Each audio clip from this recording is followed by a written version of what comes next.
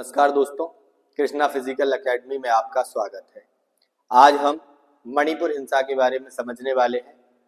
क्या मामला है मणिपुर हिंसा का, वहां पर क्यों राष्ट्रपति शासन लगा, क्यों मुख्यमंत्री ने इस्तीफा दिया है, इन सब के बारे में आज हम इसमें डिस्कस करने वाले हैं।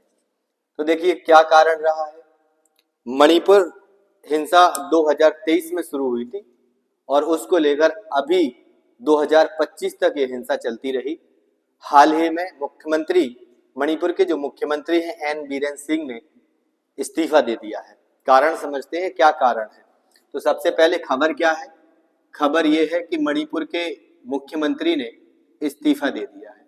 मणिपुर के मुख्यमंत्री ने इस्तीफा क्यों दिया है भाई इस्तीफा, और इस्तीफा देने के बाद वहां राष्ट्रपति शासन लगा है।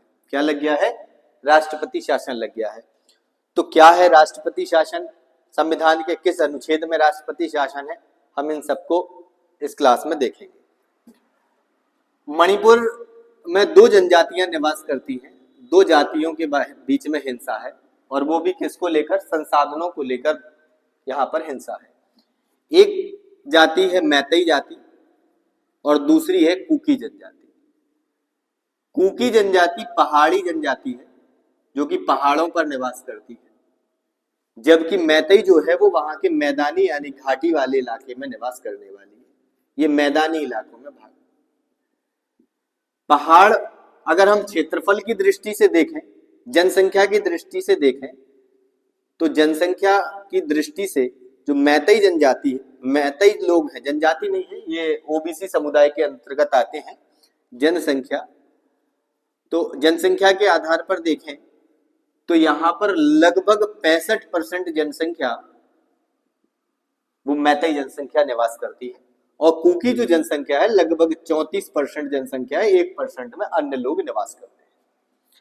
अगर हम क्षेत्रफल की बात करें तो क्षेत्रफल की दृष्टि से जो मैदानी इलाका है वो 10% है, जबकि पहाड़ी जो इलाका है वो 90% इलाका है। अब विवाद क्या है? तो विवाद की स्थिति ये है कि जो कुकी जनजाति है ये एसटी समुदाय के अंतर्गत आती है, जबकि मैतेई जो लोग हैं वो ओबीसी समुदाय में आते हैं। तो मैतेई समुदाय के लोगों का मानना है कि हमें भी एसटी समुदाय में यानी शेड्यूल्ड ट्राइब में शामिल किया जाए। जब ये मांग मैतेई समुदाय के लोगों ने उठाई है, जो कि जनसंख्या में 65% लोग निवास करते हैं, और लगभग इनके 40 विधायक बनते हैं इनके, और इन समुदाय यानी इस वाले क्षेत्र से 20 विधायक बनते हैं, इस वाले क्षेत्र से 40 विधायक बनते हैं। तो इन लोगों का यानी ये मैतेई जो जनजाति है, इन लोगों का मानना है कि हमें भी शेड्यूल्ड ट्राइब यानी एसटी जनजाति में शामिल किया जाए। तो इसका विरोध इन लोगों ने जब इसकी मांग की तो एसटी समुदाय के यानी कुकी जनजाति के लोगों ने इसका विरोध किया, और ये विरोध इतना बढ़ता चला गया, इतना बड़ा रूप इस विवाद ने ले लिया कि वहां पर 250 से ज्यादा लोग मारे गए हैं। 250 से ज्यादा लोग मारे गए हैं, और ये 2 साल से ज्यादा, 2023 में ये घटना शुरू हुई थी, आज 2025 तक ये घटना रुकने का नाम नहीं ले रही है, और लगभग 60,000 से ज्यादा लोग वहां पर विस्थापित हो चुके हैं। विस्थापित यानी एक जगह से दूसरी जगह कैंपों में निवास कर रहे हैं, दूसरी जगह पर 60,000 से ज्यादा, और 2 साल से ज्यादा इस मामले को हो गए हैं चलते हुए। अभी हाल ही में मुख्यमंत्री एन बीरेन सिंह ने मणिपुर राज्य से इस्तीफा दे दिया है। मुख्यमंत्री जो है वहां के थे एन बीरेन सिंह, इन्होंने इस्तीफा दे दिया है अपने पद से। इन्होंने ऐसा नहीं कि तुरंत दे दिया है, काफी दबाव के बाद इन्होंने इस्तीफा दिया है। ये दिल्ली आए और दिल्ली आकर गृह मंत्री अमित शाह से मुलाकात की, पार्टी अध्यक्ष जेपी नड्डा से मुलाकात करने के बाद, भारतीय जनता के जो पार्टी अध्यक्ष हैं जेपी नड्डा साहब, उनसे मुलाकात करने के बाद मणिपुर पहुंचकर इन्होंने अपने इस्तीफे की मांग की, और वहां पर इस्तीफा दे दिया। वहां पर जो राज्यपाल हैं उनका नाम है अजय कुमार भल्ला, राज्यपाल का नाम है अजय कुमार भल्ला, और अजय कुमार भल्ला ने वहां पर मुख्यमंत्री शासन लगाने की सिफारिश की। अब हम समझते हैं कि राष्ट्रपति शासन क्या होता है। राष्ट्रपति शासन, आपको विवाद की स्थिति समझ में आई कि विवाद क्या है, क्यों मुख्यमंत्री ने इस्तीफा दिया। अब हम देखते हैं राष्ट्रपति शासन, पॉलिटी का हिस्सा है। तो राष्ट्रपति शासन कब लगता है? तो सबसे पहले राष्ट्रपति शासन को लगाया जाता है यदि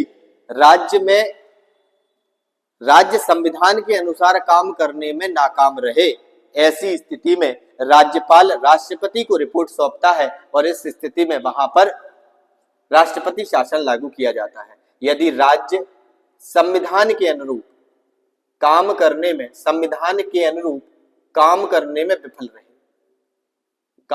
में विफल रहे तो राज्यपाल राष्ट्रपति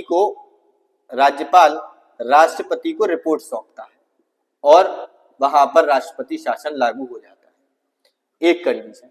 दूसरी कंडीशन, यदि राष्ट्रपति को लगता है कि वहां पर ठीक से काम नहीं चल रहा है तो राष्ट्रपति खुद भी वहां पर राष्ट्रपति शासन की घोषणा कर सकते हैं। अभी जो राष्ट्रपति शासन लगा है, राष्ट्रपति शासन के दौरान वहां की जो सरकार यानी वहां की जो सरकार विधानसभा है वो विधानसभा भंग हो जाती है। लेकिन मणिपुर के केस में अभी वहां की विधानसभा भंग नहीं हुई है, सस्पेंडेड एनिमेशन का केस है। सस्पेंडेड एनिमेशन क्या है? ये सस्पेंडेड एनिमेशन, इसका मतलब है कि राज्य सरकार अपना काम नहीं कर पाएगी लेकिन विधायक बने रहेंगे, कोई भी कानून नहीं बना पाएंगे। कानून कौन बनाएगा? इस समय जब राष्ट्रपति शासन लग जाता है तो सारी शक्ति उस राज्य की संसद के पास पहुंच जाती है। तो कानून इस समय कौन बनाएगा? राष्ट्रपति मणिपुर को लेकर संसद इस पर कानून बनाएगी। वहां पर सस्पेंडेड यानी विधायक तो हैं। दो कंडीशंस होती है, एक होती है जो राष्ट्रपति शासन लगता है वास्तविक राष्ट्रपति शासन, उसमें क्या होता है? उसमें होता है कि वहां की जो सरकार है वो भंग हो जाती है, यानी जो विधायक होते हैं वो विधायक नहीं रहते हैं, वो दोबारा से चुनाव होगा, फिर से जो निर्वाचित होंगे वो नए बनेंगे, वो राष्ट्रपति शासन। लेकिन यहाँ सस्पेंडेड एनिमेशन का केस है। सस्पेंडेड एनिमेशन का मतलब होता है कि वहां पर विधानसभा भंग हो गई है लेकिन वहां के जो विधायक हैं वो अभी भी अपने पद पर बने हुए हैं। आने वाले समय में अगर कोई वो अपना मुख्यमंत्री बनाना चाहे, सर्वसहमति बन जाएगी तो मुख्यमंत्री बनाना चाहे तो वो बना सकते हैं, दोबारा से चुनाव नहीं करवाने होंगे। तो इसको कहते हैं सस्पेंडेड एनिमेशन। किस अनुच्छेद में है? तो ये आपको समझ में आ गया। अनुच्छेद 352 में राष्ट्रपति शासन का जिक्र नहीं, राष्ट्रीय आपातकाल का जिक्र है, जबकि हम पढ़ रहे हैं राष्ट्रपति शासन, और राष्ट्रपति शासन का जिक्र अनुच्छेद 356 है भारतीय संविधान में। भारतीय संविधान के अनुच्छेद 356 के हिसाब से राष्ट्रपति किसी भी राज्य के क्षेत्र में राष्ट्रपति शासन की घोषणा कर सकते हैं। इसको कितने माह तक लगाया जा सकता है? तो इसमें सबसे पहले संसद में 2 माह के अंदर साधारण बहुमत से पास कराना अनिवार्य है। साधारण बहुमत से। अब साधारण बहुमत क्या है? तो संसद के अंदर ½ + 1 आधे से एक ज्यादा सदस्यों के दस्तखत होने चाहिए उस बिल पर, और वो साधारण बहुमत से पेश हो जाएगा। तो ये 6 महीने के लिए लागू हो जाएगा, 6 माह के लिए। तो संसद के में 2 माह के अंदर इस बिल को पास कराना होगा। ये कितने महीने तक? 6 महीने तक ये लागू रहेगा। अधिकतम कितने? तो किसी भी राज्य में अधिकतम 3 वर्ष तक लगाया जा सकता है, लेकिन 6-6 माह करके। अभी एक बार बिल आ गया है, अब अगले बार फिर बिल आएगा और उसमें फिर से 6 महीने के लिए एक्सटेंड करेंगे, और इस तरीके से ये 6-6 महीने करके अधिकतम 3 साल तक राष्ट्रपति शासन लगाया जा सकता है। तो ये इसकी पृष्ठभूमि है, राष्ट्रपति शासन 356 के अंतर्गत है। अब अगर हम देखें कि सबसे ज्यादा बार राष्ट्रपति शासन कहां लगा है, तो सबसे ज्यादा बार जो राष्ट्रपति शासन लगा है वो 2 राज्यों में, एक तो है मणिपुर और दूसरा है उत्तर प्रदेश। उत्तर प्रदेश यहाँ 10-10 बार लग चुका है, 10-10 बार राष्ट्रपति शासन लग चुका है। जबकि सबसे लंबा राष्ट्रपति शासन कहां पर लगा है? सबसे लंबा, एक टाइम में सबसे लंबा राष्ट्रपति शासन जम्मू कश्मीर के अंदर लगा है, जम्मू कश्मीर के अंदर। तो ये अभी हाल की घटना है। अजय कुमार भल्ला के द्वारा रिपोर्ट सौंपी गई राष्ट्रपति को और राष्ट्रपति ने वहां पर राष्ट्रपति शासन की घोषणा की है। मणिपुर में अभी अब राष्ट्रपति शासन है, यानी केंद्र, पूरा कानून किसके द्वारा चलाया जाएगा? केंद्र के द्वारा चलाया जाएगा। केंद्र अपने अधीनस्थों के माध्यम से चलवाता है। अधीनस्थ यानी राज्यपाल अब वहां का हेड होगा, राज्यपाल ही वहां की सरकार चला रहे होंगे। इसी के साथ में ये मणिपुर हिंसा आपको समझ में आया है। धन्यवाद।